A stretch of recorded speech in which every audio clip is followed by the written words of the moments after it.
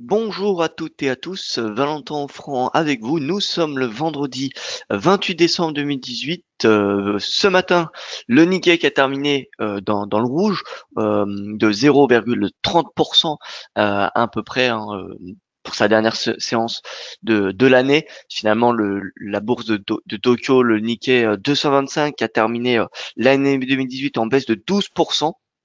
Euh, voilà, dans un contexte, comme vous le savez, plutôt d'aversion pour le risque depuis les derniers trimestres de l'année. On avait une belle avancée, mais qui a été plombée réellement par le ralentissement de l'économie mondiale et également, les incertitudes en Europe qui ont quand même pas mal pesé, mais surtout depuis peu les incertitudes sur le resserrement monétaire de la Fed.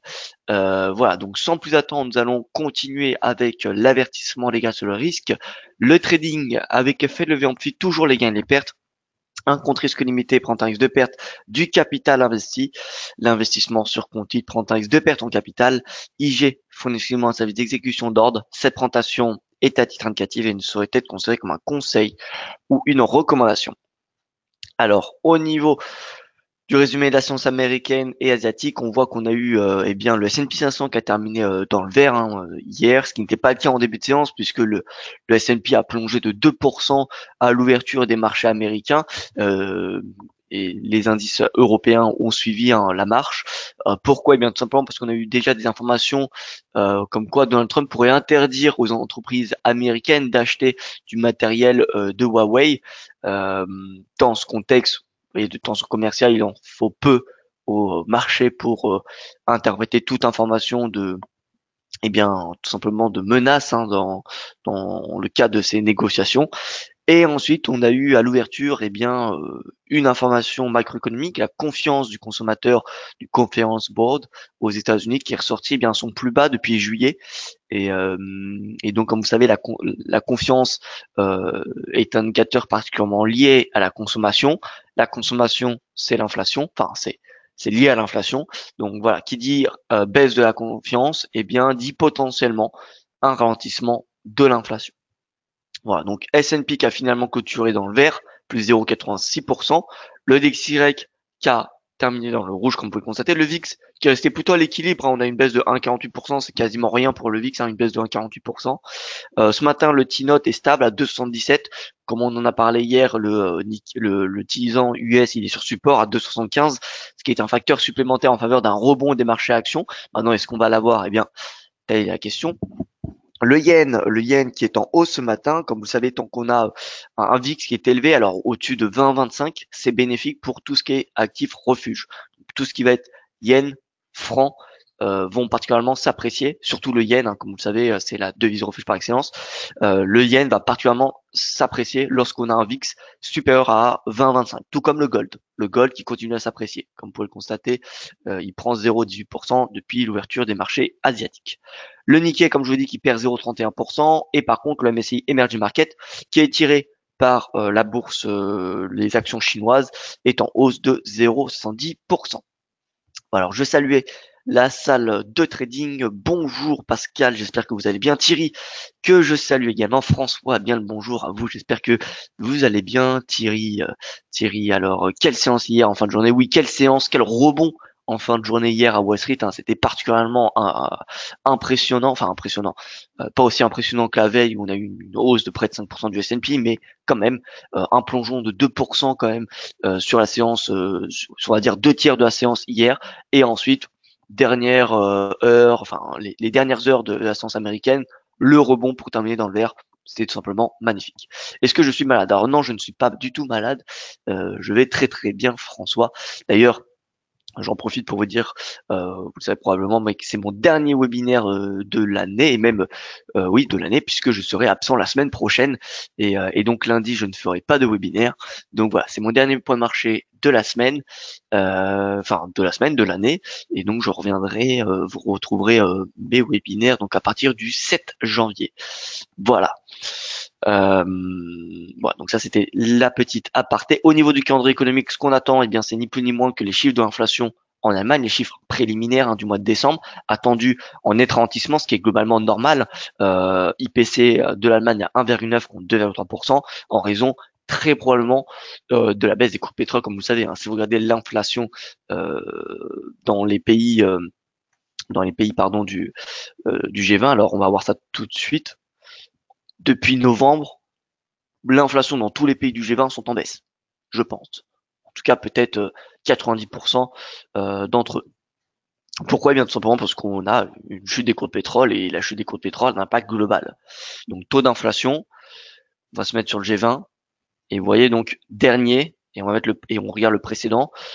Bon, G20 c'est un petit peu gros, mais regardez Argentine. Bon, à part l'Argentine où c'est un émergent, Turquie également, Afrique du Sud, c'est pas grave, Mexique pareil, Brésil, Russie, Indonésie, ça c'est pas très important, ça ne nous intéresse pas. Donc Allemagne 2,30 contre 2,5, Royaume-Uni 2,30 contre 2,4, Chine 2,2 contre 2,5, États-Unis 2,2 contre 2,5, Pays-Bas 2 contre 2,1, Corée du Sud, bon, c'est un émergent.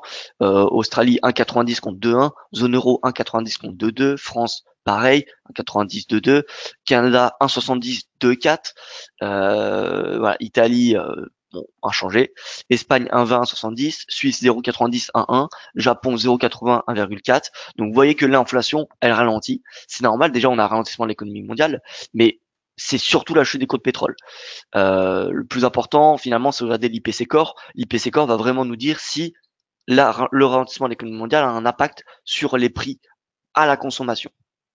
Pour cela, alors on va regarder rapidement. Donc c'est IPC Core. Donc moi j'ai plutôt l'habitude de le mettre en anglais, donc je vais le mettre en anglais. Voilà. Voilà, Core Inflation. G20. Donc ça, ces pays, ça ne nous intéresse pas. Donc voilà. Inflation Core, États-Unis, 2,2 contre 2,1. Bon, là, on a une accélération pour le coup. Australie, 1,80, 90. Ralentissement. Chine, 1,80, 80. Inchangé. Royaume-Uni, 1,80, 90. Ralentissement. Canada, 1,50, 1,60. Ralentissement. Pays-Bas, bon, on va passer direct à la zone euro. Voilà, 1, 1, 1. Donc ralentissement. Japon 0,90, 1, ralentissement, et Suisse 0,2, 0,4, ralentissement. Donc vous voyez, dans la plupart des pays, à part finalement aux États-Unis, on a un ralentissement de l'inflation core. Donc ça montre bien que le ralentissement de l'économie mondiale a un impact, puisque c'est global. On voit que le ralentissement est global. Alors bonjour à tous ceux qui viennent nous rejoindre. Donc on va continuer. On va parler un petit peu du VIX. Le VIX qui, regardez, a tapé sa résistance à 36 il y a 2 jours, qui a confirmé son repli hier. Vous voyez, c'était la résistance finalement, ni plus ni moins que du flash crash, si on se met en prix de clôture. Vous voyez que voilà, la résistance. Donc, sous résistance, perspective plutôt baissière, de la volatilité implicite du marché américain. Regardons un petit peu le VIX à 3 mois, qui peut être intéressant. Alors, VIX à 3 mois, 25,89. Et je vais vous donner une petite astuce, un petit ratio à regarder. VIX divisé par VIX 3 mois. Vous avez un ratio. Normalement, un petit peu comme c'est un petit peu comme une enfin le même raisonnement qu'une obligation selon la maturité. Le VIX de 3 mois, puisque vous savez que normalement le VIX classique c'est sur 30 jours, d'accord, c'est la volatilité implicite sur 30 jours. Le VIX à 3 mois c'est sur 90 jours. Normalement le VIX à 3 mois il doit être logiquement supérieur au VIX classique, puisque plus on a une période de temps longue, plus il y a de chances qu'on a un mouvement qui se fasse beaucoup plus volatile qu'en 30 jours. D'accord, en 90 jours, il y a beaucoup plus de possibilités de baisse ou de hausse, enfin plutôt de baisse, que en 30 jours. D'accord, donc normalement ce VIX, ce ratio doit être inférieur à 1, parce que normalement le VIX à 30 jours, le VIX classique doit être inférieur au VIX 90. Le VIX 90 qui est le VIX 3 mois. 90 jours, c'est 3 mois. D'accord? Donc, normalement, on doit avoir ce VIX inférieur à 1. Enfin, ce ratio inférieur à 1. S'il est supérieur, ça veut dire que le marché se couvre plus sur la volatilité à court terme, la volatilité implicite à court terme, que la volatilité implicite à long terme. Ce qui indique qu'il y aura potentiellement, enfin, ça suggère davantage de volatilité à court terme que sur du long terme. Parce que normalement, la volatilité doit être plus importante sur 90 jours que sur 30 jours. En tout cas, les prévisions, enfin, les investisseurs se couvrent comme cela. Ils se couvrent davantage sur la volatilité à 90 jours que à 30 jours. Et quand la volatilité implicite à 30 jours est supérieure à la volatilité implicite à 90 jours, c'est-à-dire que le marché s'attend à plus de volatilité à court terme que à moyen terme.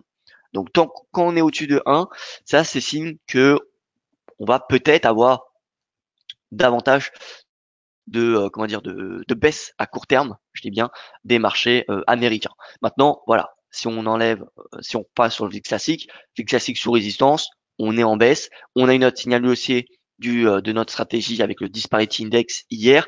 De plus, on a le 10 ans US qui est sur support. 10 ans US sur support, ça veut dire qu'on a une probabilité de rebond. En plus, on a une divergence haussière, donc c'est excellent. Et si on a un rebond du rendement, ça veut dire quoi? Ça veut dire que le marché obligataire est en baisse. Si le marché obligataire est en baisse, c'est positif pour les marchés actions, la plupart du temps.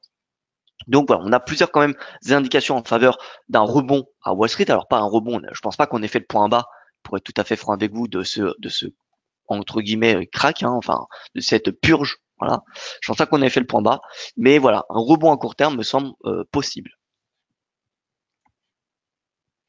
Et, et donc voilà, donc VIX au-dessus de 20,25. Comme j'ai dit, c'est bon, comme je l'ai dit, c'est bon pour le yen, c'est bon pour le franc, mais c'est également bon pour l'or. Donc l'or, on va y venir tout de suite, puisque l'or, voilà, 1283 dollars ce matin. Enfin, au début quand je me suis connecté ce matin, il était à 1283. On a un petit retournement, comme vous pouvez le constater. Mais voilà, belle tendance haussière du gold, c'est très très propre. Voilà, comme vous le savez, le prochain objectif, c'est ce seuil de Fibonacci, c'est le seuil de 61,8%, 1287. Mais honnêtement, l'or a toutes ses chances d'aller chercher les 1321. Alors ça va peut-être prendre un petit peu de temps, parce que là on voit que le VIX arrive dans sa zone de surachat, donc on pourrait avoir on pourrait avoir un début de prise de bénéfice, mais pour le moment on n'a pas de signaux haussiers. Donc pas de stratégie de vente. Vous voyez, en 4 heures, on n'a pas de divergence baissière pour le moment. Donc voilà, pour le moment, il y a rien il faut pas shorter un l'or. On ne shorte pas une tendance aussi haussière comme celle-ci. D'accord? Donc l'or, toujours haussier, d'autant plus que le DXY est en baisse ce matin, il a clôturé en baisse hier, donc ça c'est bon pour les devises les devises majeures, c'est bon pour les matières premières. Donc voilà. Donc DXY en baisse, le support comme vous le savez c'est 95,53. Si on clôture en dessous de cette zone en blanche, hein, qui est ni plus ni moins que un range dans lequel le cours évolue depuis la mi-octobre, enfin la mi-novembre pardon, serait une information baissière pour le dollar et donc haussière pour l'or et haussière pour l'euro. Voilà, l'euro d'ailleurs qui a 1,1460 ce matin, 1,1460. Alors je pense qu'on peut aller chercher les plus hauts du 20 décembre de la semaine dernière. Je pense qu'on peut aller chercher les 1,1475. Maintenant, plus haut, ça me semble peu probable. D'ailleurs, on voit déjà que le VIX commence à plafonner. Donc ça, à surveiller, mais ça peut être une information qui peut être baissière, hein. Si on a le RSI qui commence à baisser et qui clôture sous 50, ça sera un signal baissier. Voilà. Faut savoir que, enfin, je trouve, personnellement, c'est mon analyse, mais l'euro-dollar, qu'est-ce qu'on a sur du moyen terme? On a un range entre 1,13 et 1,1450 et on a quelquefois des boules et des bear traps. Vous voyez, bear trap ici, et ici on a un bull trap. Ici également. Et là, on est peut-être en train de faire un bull trap. En tout cas, le fait que on ait un rebond au milieu de ce range et qu'on ait une nouvelle tentative de sortie, ça c'est une information particulièrement haussière pour le marché. Ça c'est une information qu'il faut interpréter comme positive. Parce que du coup, ça fait un triangle ascendant. Ça fait un triangle ascendant. Donc, dès qu'on a un rebond au milieu du range, ça donne, c'est une indication, ça augmente les probabilités d'une sortie par le haut. Si on a un rebond au milieu, par contre, si on a un rejet au milieu, vous voyez, si on a une baisse au milieu du range, on a une baisse donc au milieu, mais pas à la résistance, pas en haut du range, c'est une information qui, augmente les chances de sortie par le bas du range. Donc là, en l'occurrence, ça augmente les chances d'une sortie par le haut, parce que finalement, les acheteurs ne sont pas manifestés à un 13, ils se sont manifestés, ils ont dominé les vendeurs à un 13,60. Donc, c'est une information bullish. Voilà. Et comme vous savez, si on y sort par le haut, je pense qu'il y a des possibilités qu'on aille chercher les 1,15 et c'est réellement si on passe au-dessus de 1,15 que là, ça sera conviction haussière jusqu'à 1,1640. Et je pense que ce sera le cas. Pourquoi? Bien parce que vous connaissez mon opinion sur le dollar. Je pense que le dollar fortement progressé cette année, en 2018. Finalement, c'était quasiment l'inverse de ce qu'on a connu en 2017. En 2017, on a connu une baisse quand même très importante du DXY. Cette année, eh bien, c'est ni plus ni moins qu'une correction de ce qu'on a connu en 2017. Donc, baisse du dollar, petite correction qui me semble un peu assez normale, hein. On a quand même des attentes qui étaient extrêmement importantes aux États-Unis ces derniers mois, et on voit que les investisseurs, eh bien, perdent de plus en plus, comment dire, confiance en l'économie américaine. Le risque de récession est quand même assez important au vu de la courbe des taux. Alors, petite parenthèse, on va regarder la courbe des taux qui est à 19 points de base. Ouais, 19, on a fait un pullback quand même à 0,09, hein, ce qui est extrêmement faible. Donc voilà. Courbe des taux qui est quand même à 19, certes qui a rebondi, mais bon, si on met une moyenne mobile à 200, vous voyez que la moyenne mobile à 200 est clairement baissière. Donc voilà, on a un risque de récession qui approche à mesure que cette courbe des taux, enfin cet écart, enfin cette ligne, cette courbe est baissière. Si cette courbe atteint 0 et passe sous 0, ça augmentera réellement la probabilité d'une récession US. Et si on a une récession US, c'est la plupart du temps un crack du marché. Donc voilà, l'économie américaine qui est de plus en plus surveillée, qui a fait une année 2018 plutôt très bonne, donc on pourrait tomber de haut. Voilà, les investisseurs pourraient tomber de haut, surtout que l'année 2018 a particulièrement été très bonne grâce aux mesures, hein, vous savez, fiscales finalement de Donald Trump en fin d'année dernière. En 2019, cet impact fiscal ne sera plus reflété.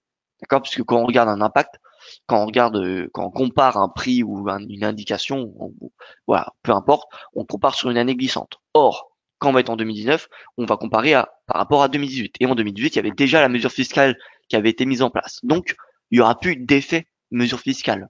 Donc, on risque de tomber d'assez haut. Enfin, en tout cas, c'est mon analyse. Et c'est pour cela, essentiellement, que je suis baissier sur le dollar. Voilà, que je suis baissier. Donc, moi, l'euro, je pense qu'il va naturellement revenir chercher les 1,1640. Maintenant, je peux me tromper. Le risque d'invalidation, enfin, le scénario d'invalidation, c'est si on passe sous les 1,13. Si on passe sous les 1,13, dans ce cas-là, ça suggérerait une baisse jusqu'au plus bas de l'année à 1,1211, puis potentiellement 1,1111. Et là, regardez, on voit très bien le RSI. Regardez ce qu'a fait le RSI, c'est excellent, puisqu'il a fait un triangle ascendant et on y est sorti par le haut. Vous voyez, on y est sorti par le haut le 20 décembre. Ensuite, on a une réintégration et là, on repart. Donc là, on peut presque dire qu'on a un signal d'achat. On a même cette oblique, regardez, oblique baissière, sommet, sommet, qu'on est en train de tester. Si on a une clôture au-dessus, nouvelle indication haussière. Donc voilà, on a de plus en plus de signaux haussiers.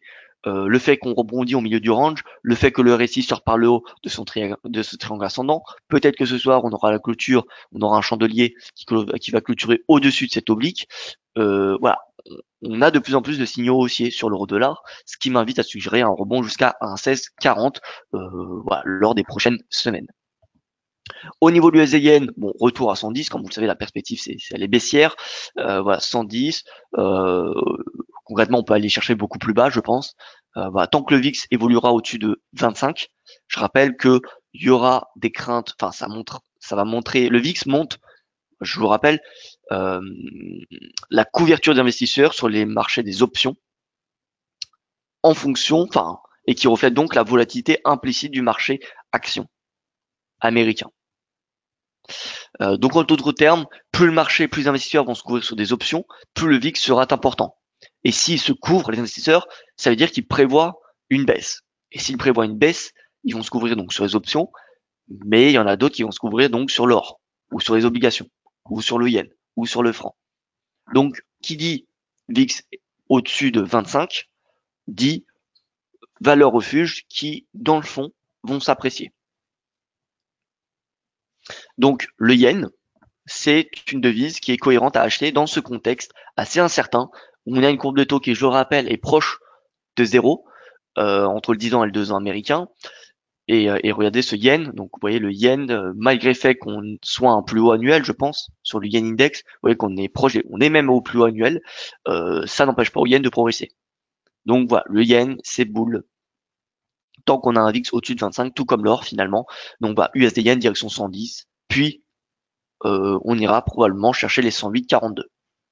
Tant que le VIX est au-dessus de moins de 5, je vois pas de raison de vendre le yen et donc d'acheter l'USD yen. Au niveau du CAD yen, alors regardons le CAD yen de plus près puisqu'on en avait parlé il y a quelques temps. CAD yen, donc on est à 81,19. Est-ce qu'on a atteint les 80? Non, pas encore. On n'a pas encore atteint les 80. C'est un objectif qui devrait être fait prochainement, je pense. Alors, déjà, on aura les plus bas de 2018 qu'il faudra pas sous-estimer. Je pense qu'à 80,50, il faudra prendre à nouveau des bénéfices si vous n'en avez pas pris à 82,17. Donc 80,50, cette zone entre 80,50 et 80, cette zone de 50 pips, ça sera une zone de support importante. Donc voilà, je ne pense pas qu'il faut attendre 80. Je pense qu'il faut éparpiller, pourquoi pas, ces tech profit, 82,17, puis 80,50, puis 80. Ça peut être une bonne chose à faire, au lieu de tout prendre à 80. Parce que si on a un rebond à 80,30, vous ne serez pas content. Voilà, donc CAD yen, toujours perspective baissière. Le CAD qui est toujours plombé par les cours de pétrole. Regardez le CAD index. CAD index, c'est baissier à l'image du Brent ou du brut. Ou du WTI, c'est pareil de toute façon. Ça change que très très peu. Mais regardez le Brent que je vais mettre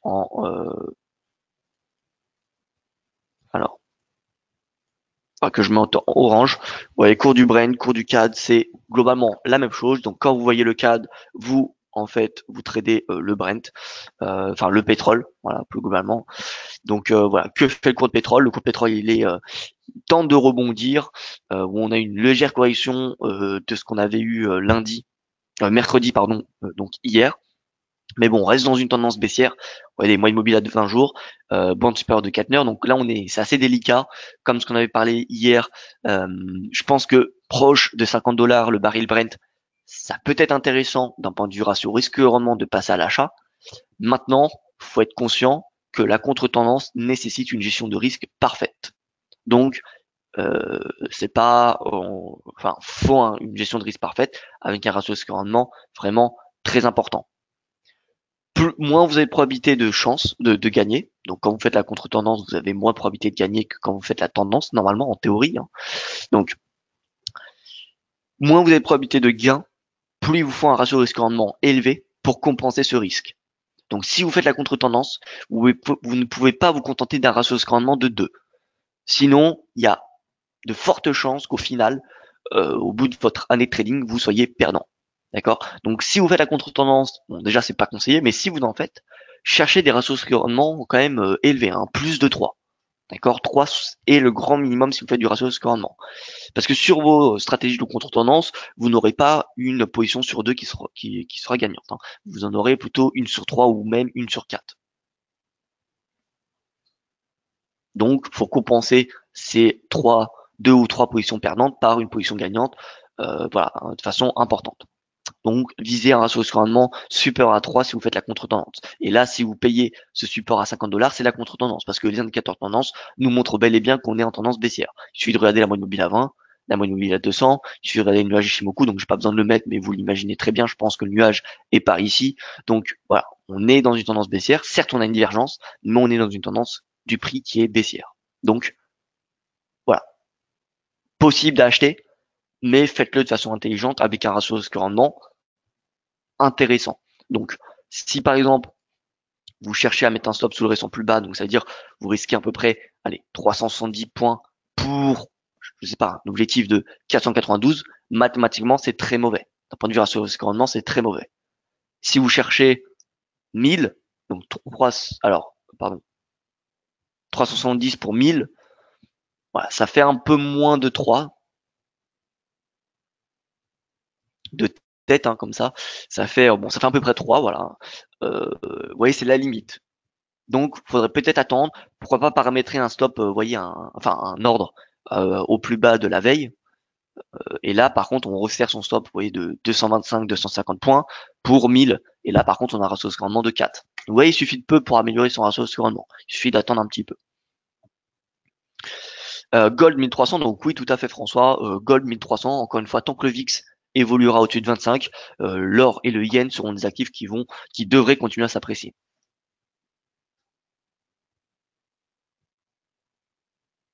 L'or en premier atteindrait-il 1285? Alors oui, oui en premier 1285, puis comme vous dites 1291 et ensuite 1300.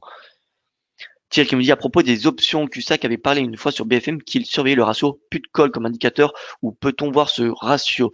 Alors ce ratio, on peut le voir, je pense, sur TradingView. Alors moi, je ne le regarde jamais, pour être tout à fait honnête avec vous. Euh, alors, put call ratio. Alors SP. Alors le mieux, vous savez, Google est votre ami, donc put call ratio SPX.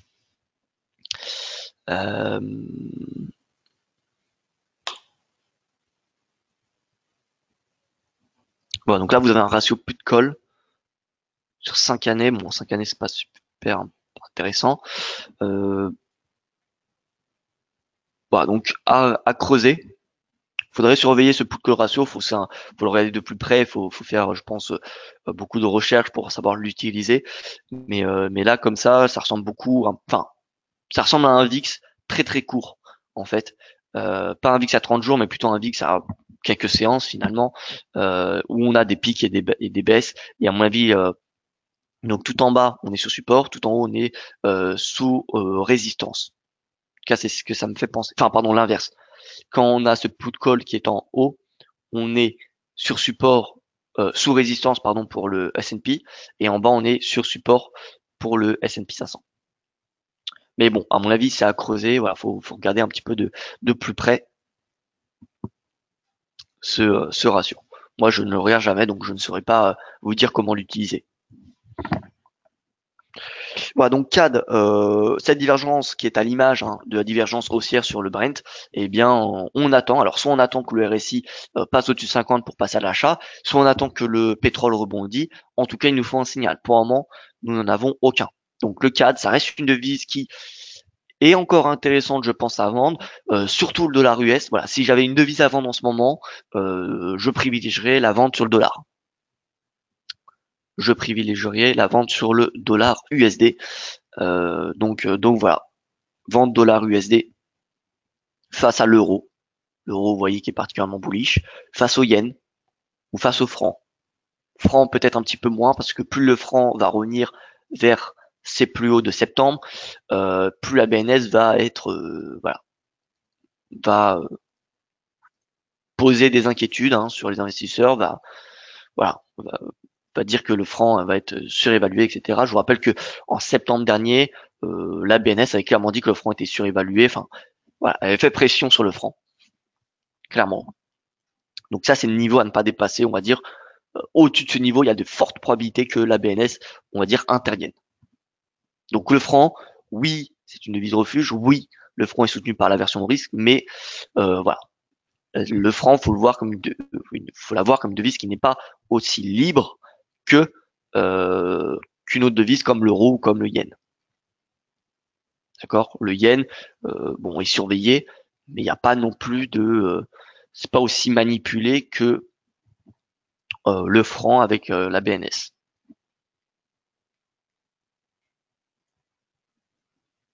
Alors, j'ai des questions sur les indices.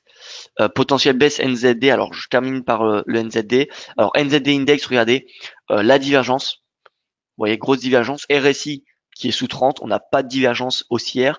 Voilà, concrètement, c'est baissier, le NZD. Là, ça se vend. Il faut savoir que le NZD et la UD sont très sensibles à l'économie mondiale. En fait, toutes les devises commodities, toutes les devises commodities sont sensibles à l'économie mondiale.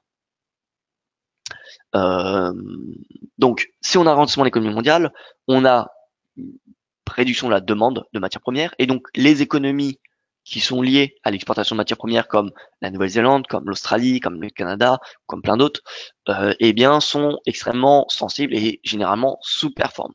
Donc, là, on est dans un contexte où on a quand même un risque, enfin, on est dans un ralentissement de l'économie mondiale, et voilà, à part si on a un accord commercial entre les États-Unis et la Chine, ou une avancée positive dans les négociations.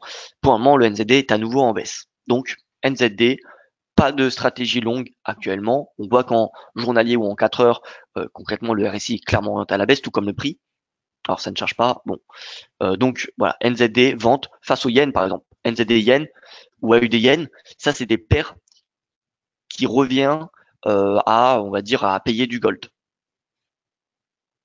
Voilà, short NZD yen ou short AUD yen, ça revient à payer du gold. Alors je parle pas en termes de corrélation, mais c'est dans la même logique. C'est-à-dire que le gold, on va le payer lorsqu'on a de la, ou des valeurs refuges. Voilà, on les paye lorsqu'on a comment dire des craintes sur voilà, politique, géopolitique ou économique. Et lorsqu'on a un risque de ralentissement de l'économie, enfin quand on a un ralentissement de l'économie mondiale, euh, eh bien on a l'or qui s'apprécie et ça revient à finalement c'est un peu le même trade. Acheter l'or, ça revient à vendre la UD yen ou vendre le NZD yen.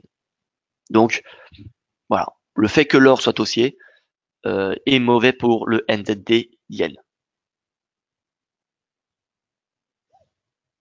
Voilà, donc NZD yen a ses chances de revenir à 73. Le yen, c'est vraiment l'une des devises, je pense, qu'il ne faut pas vendre pour le moment, tant que le VIX est au-dessus de 25. Vraiment, on a beaucoup d'incertitudes. On voit que la volatilité est extrêmement importante sur les marchés. On a un VIX important, on a une courbe des taux qui est relativement plate aux États, enfin qui s'aplatit de plus en plus aux États-Unis. On a toujours le shutdown, et d'ailleurs le shutdown sera prolongé la semaine prochaine. Bref, on est dans un flou quand même euh, assez important. Donc, bah, faut en être conscient. C'est pour ça que le marché finalement, il est aussi nerveux. Alors, au niveau des marchés actions, le DAX, que fait le DAX? Alors, il ouvre en hausse ce matin. Alors, on peut voir qu'on a fait un plus bas, donc mercredi 26 à 10 100, 200 points, voilà, 10 200.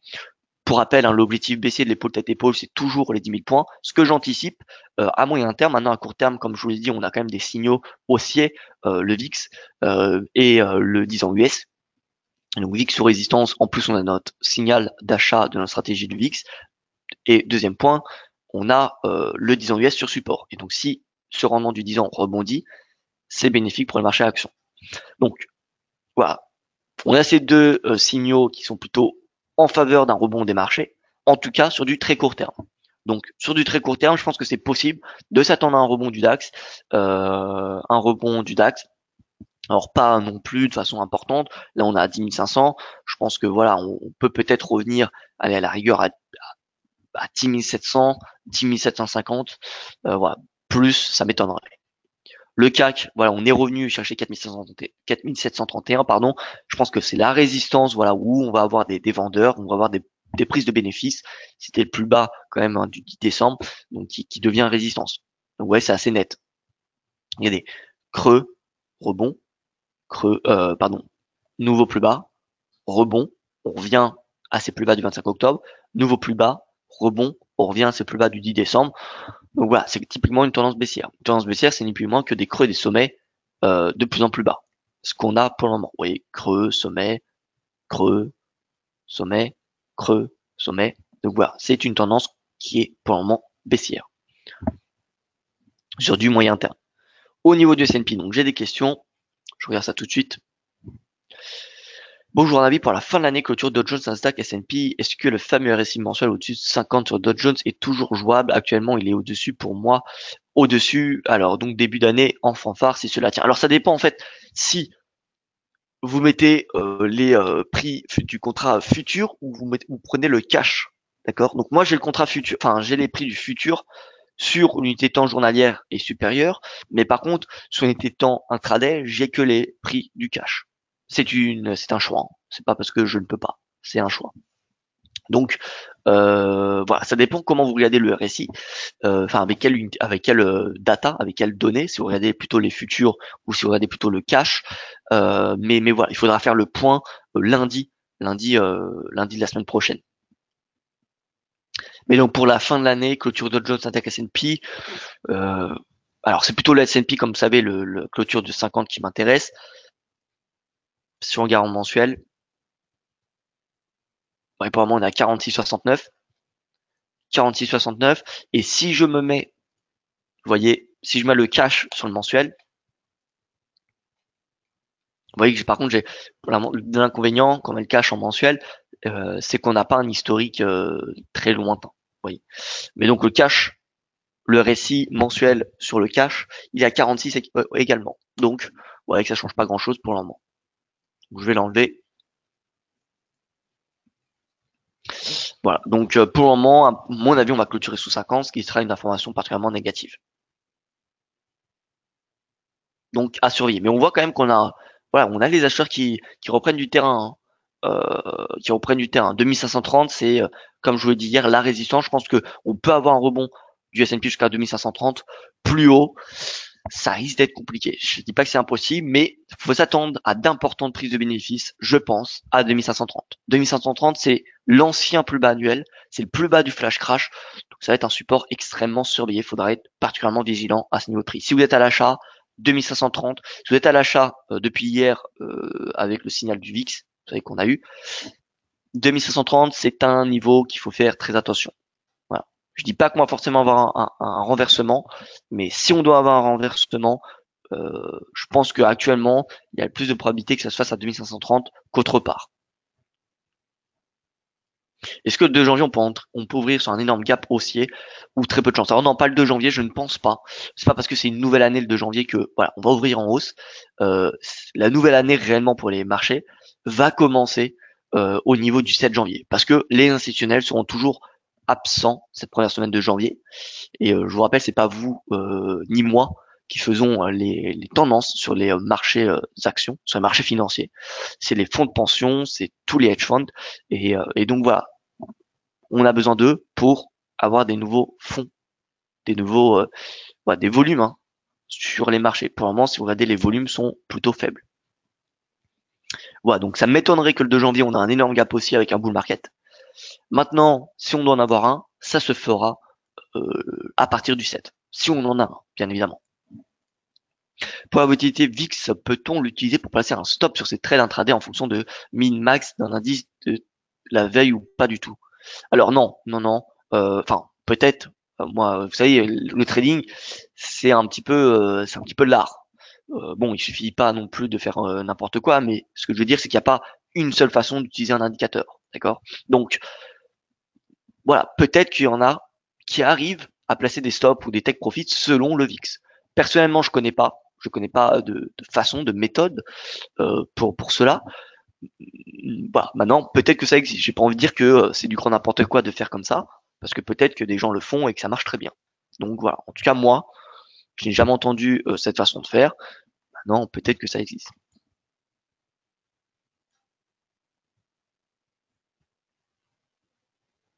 Alors, peux-tu nous répéter les zones clés sur le DXY? Alors, bien sûr, les zones clés sur le DXY, les voici donc, zones clés. Alors, excusez-moi, donc 95-85. Il y a à peu près, hein, c'est du, c'est à vue. Hein. Si on doit faire un peu plus large, vous voyez, c'est ce support finalement sur lequel on a rebondi le 20 décembre. Donc 95-50, 97-16. Ça, c'est un range qui dure depuis quand même la mi-novembre.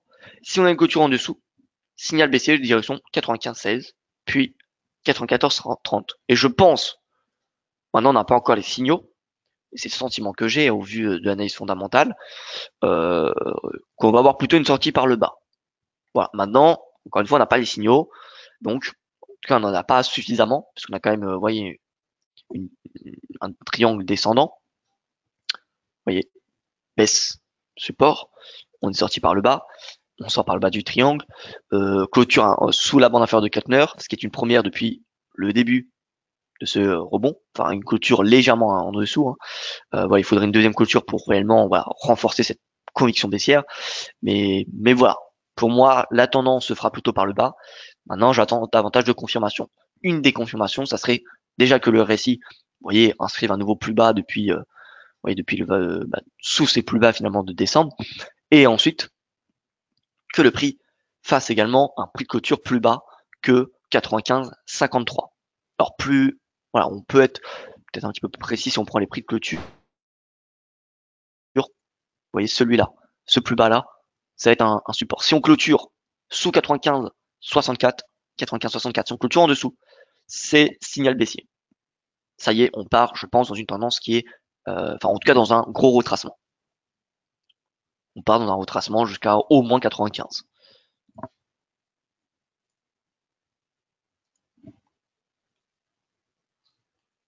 Alors le calendrier éco, on me demande le calendrier économique, le voici donc. Calendrier économique. Donc je vous rappelle 14h.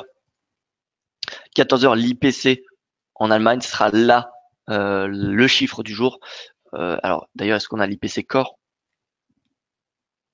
Non, on a juste l'IPC.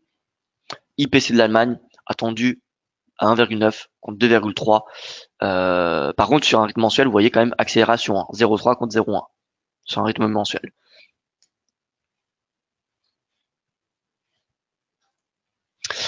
Voilà, donc on me demande le DAX. Le DAX, donc comme je l'ai dit, je pense qu'il y a une probabilité de rebond sur l'ensemble des marchés actions grâce, au vu de l'analyse technique du VIX et du 10 ans US. Un rebond sur du très court terme. Je ne parle pas d'un rebond, je ne dis pas qu'on a fait le point bas de cette purge. Je pense que le DAX a encore toutes ses chances de revenir chercher, en fait, d'atteindre l'objectif de l'épaule tête-épaule qui est à 10 000 points. Donc je pense qu'on va aller chercher les 10 000. Mais voilà, je pense qu'à très court terme, il est possible qu'on vienne chercher voilà, les 10 750 comme finalement le plus haut de la veille. Donc voilà. Mais d'un point de vue ratio risque rendement, est-ce que c'est intéressant de passer à l'achat? En fait, regardez le S&P. Si on regarde le S&P, concrètement, on vient chercher quoi? 2530, c'est une quarantaine de points.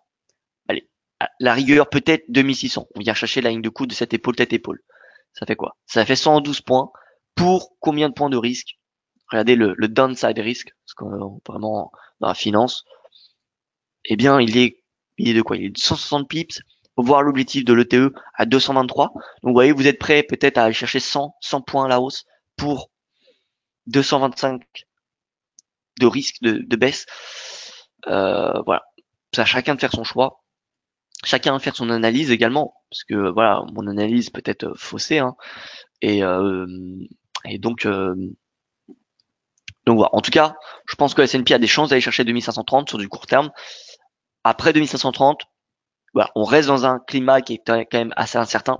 Donc soit on a un rebond lors des prochaines, voilà, au retour des institutionnels, on a un rebond, on a un bull market, et ça y est, on repart chercher les plus hauts.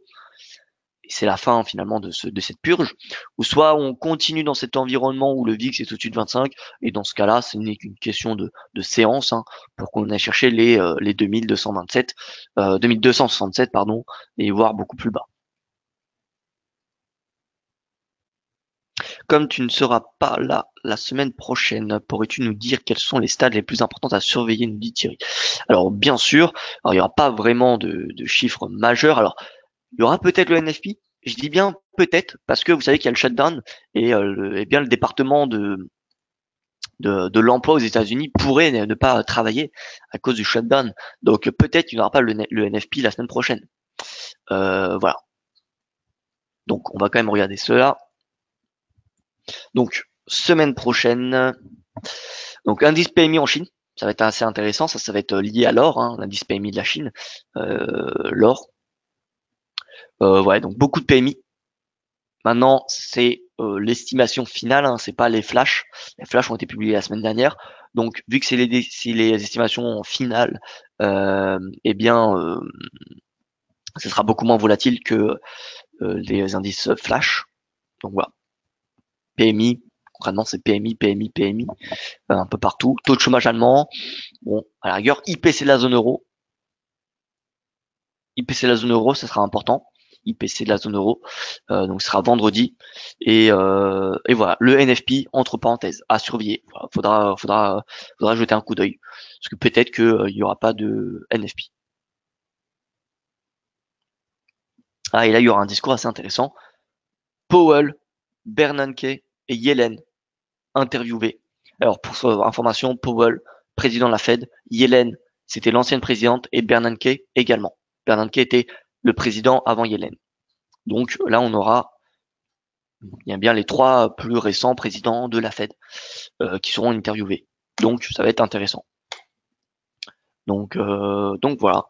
Donc finalement pas beaucoup de chiffres à part des PMI hein, la semaine prochaine et l'IPC de la zone euro vendredi et peut-être le NFP.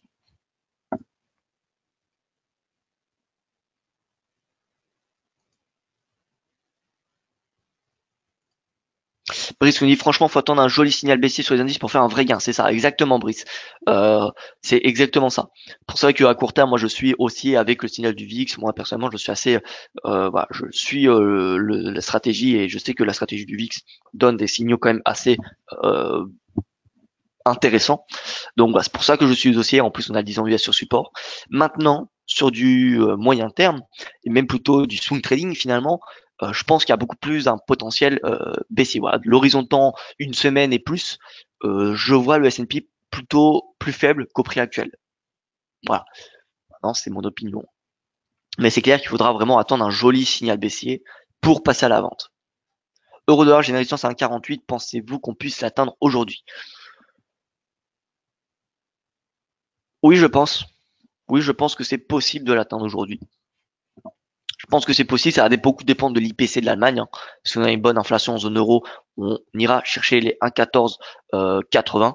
Voilà, tout va dépendre de l'inflation.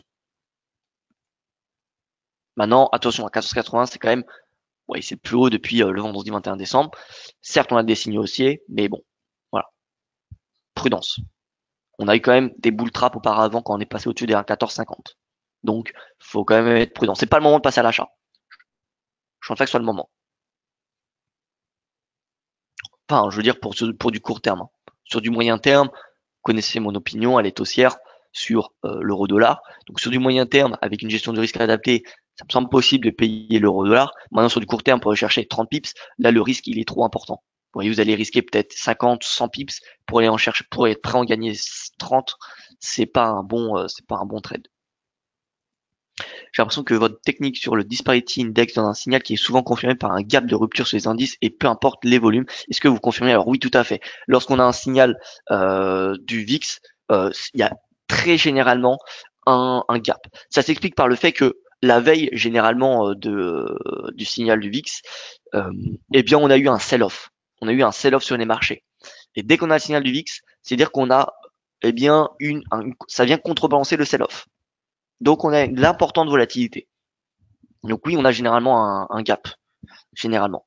Maintenant, ça doit pas être comment dire, une condition, vous voyez. Alors peut-être que en l'intégrant dans une stratégie et la condition d'avoir un gap, ça améliore les rendements, mais je ne pourrais pas vous dire. On avait même 20 en journalier en résistance sur les indices. Oui, oui, oui, Philippe. Voilà, je vais répondre aux dernières questions. DAX 10 780, 10 800, joli point d'entrée baissier a priori, 10 786, contrairement haussier max au vu de la force baissière.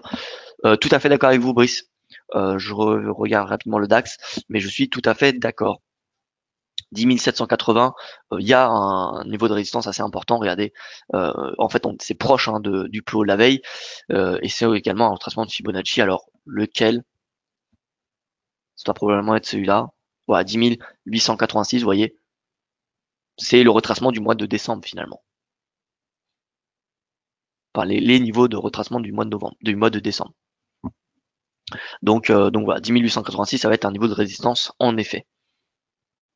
Pour ça, j'ai dit 10 750. Pour un 10 750, ça commence à être risqué de payer le DAX au-dessus de ce niveau de prix sur du court terme.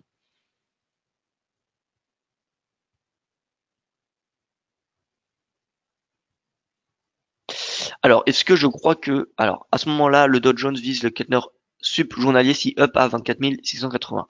Oui, probablement, très probablement.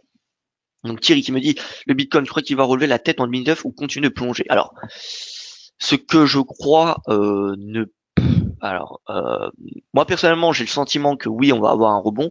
Maintenant, je ne pourrais pas vous donner d'arguments. Vous voyez, enfin, les seuls arguments que j'ai sont pas très, voilà, sont pas très, comment dire, enfin, il n'y a pas de probabilité, il n'y a pas de théorie derrière. Donc, vous voyez, c'est un petit peu, c'est un sentiment, ça reste un sentiment. C'est pas du tout des signaux concrets que j'ai. Moi, si je regarde le Bitcoin, ce qu'on a actuellement, ça m'inspire énormément. Ça me rappelle énormément ce qu'on a eu finalement en 2013-2015. 2013-2015, voilà. Regardez ici. Regardez, ça ressemble énormément à ce qu'on avait. On dirait on dirait qu'on est ici, vous voyez, ou par là, vous voyez plutôt. Je ne sais pas, mais vous voyez, ça ressemble énormément. Et ça, c'était en 2014. Donc on avait eu le pic en décembre 2013, le point bas, qui avait été fait en janvier 2015. Donc, voilà. Et comme quoi, ça montre bien que le marché est émotionnel et psychologique. Comme quoi, le marché reflète bien la psychologie des investisseurs. Parce que faites une capture d'écran de ce graphique et on le regarde aujourd'hui. Vous voyez, c'est extrêmement similaire.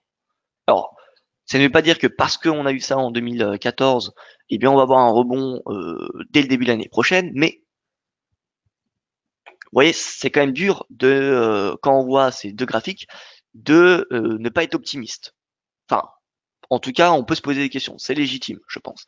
Donc moi, c'est pour cette raison que je suis plutôt optimiste pour l'année prochaine. Euh, voilà. Maintenant, mis à part cet argument-là, écoutez, j'ai pas grand-chose à vous dire de plus sur. Vous voyez, techniquement, hein, le RSI, il est baissier, hein, que ce soit en weekly ou en mensuel. Voilà, pareil, le RSI en mensuel, point bas de janvier 2015, on est au RSI actuel. Vous voyez, le RSI, on est au niveau de janvier 2015, lorsqu'on avait eu ensuite le rebond. Et pour rappel, enfin, juste à titre d'information, le rebond qu'on avait eu par la suite, c'était quand même alors on voit pas bien, voilà, ce niveau-là, 11 851%. Donc je ne dis pas qu'on va faire du 11 851% à partir de janvier de 2019.